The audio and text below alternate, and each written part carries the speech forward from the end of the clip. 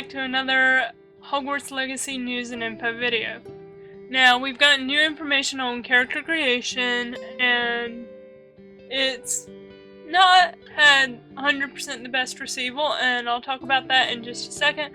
One thing I did want to really quickly cover, because it is another piece of Hogwarts Legacy news, is that the lead developer, Troy Levitt, has now resigned from Avalanche following the controversy with his personal YouTube channel. And with that said, now let's talk about this new character creation information. So, as many of you know, character creation is a huge part of video games in general, but specifically with RPG games, it is a very key component to making the game unique and to suit the player. So when you talk about character creation, you want diverse options and enough that a character can be made to fit the person that's playing if they want that, or to suit whatever story they're trying to play with that playthrough. And so with saying this, Hogwarts Legacy has been announced to have character creation options that allow you to pick the body shape of your character, the gender of your character, and then also the voice of your character. And this has been reported by multiple news outlets now. And the big key piece of this wasn't just that it was body shape, voice, and gender of a character, but it was also that this option wouldn't be limited to a male-female binary system, which is interesting and opens up a lot of diverse possibilities for those who want options like that. And that's awesome, because anytime a character creation is able to be more in depth, I feel like it benefits from this. Now, some people have said that it's just the developers trying to get away from some of the backlash coming from the game, and I understand why people are saying that, but I don't necessarily think that's the only reason, because games have started to do this more often. More recently, an example of this is The Sims. They originally had only clothes for male or female Sims, and then they had an update where they took away that gender binary for outfits and voices and body shapes, and that was very well received when it was done by other games.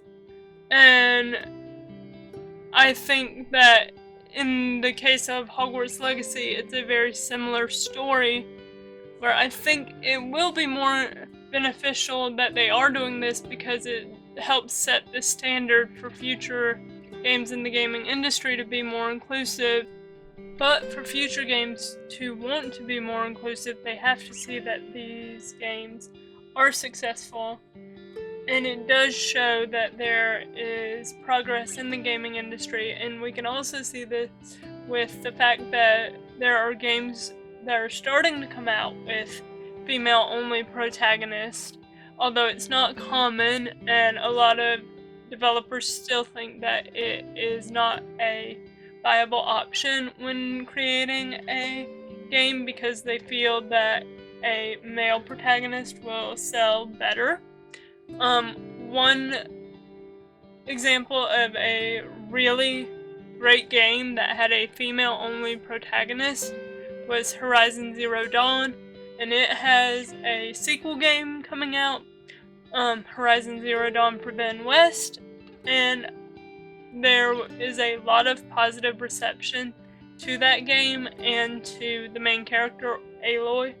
So it's not that these games can't be successful, it's just that it's a barrier that's not quite broken down in the gaming industry.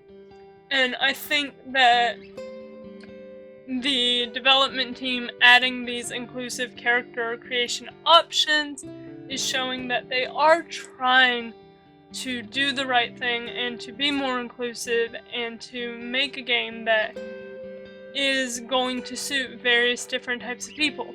And it also shows that they are not what the controversy surrounding the source material is. Because from the beginning of the whole J.K. Rowling controversy, there have been people that have worked on Hogwarts Legacy for multiple years now, and that's also something you have to remember. These developers aren't working on this game since they announced the game. They've been working on it for years. And many of the people who are working on this project have said that they don't necessarily agree with J.K. Rowling, but they love the source material and they love the Harry Potter story, and that they're committed to making a wonderful, beautiful game set in the Harry Potter Wizarding world. And I think people need to be willing to give that a try. But if they're not, I totally support that, and I understand people who don't want to play the game and don't want to buy the game because they don't feel like it's right for them to do that, and I totally support that. But personally, I think it's a lot more complicated than just a black or white situation, and I think that's something somebody has to figure out on their own personal level. But I think this character creation options will actually make the game a better, more fun game. With all that being said, if you like this video and would like to stay up to date on Hogwarts Legacy news, leave a like, subscribe to the channel, and tell me in the comments down below what you think about this, and do you think that it's going to make the game more enjoyable. Until next time.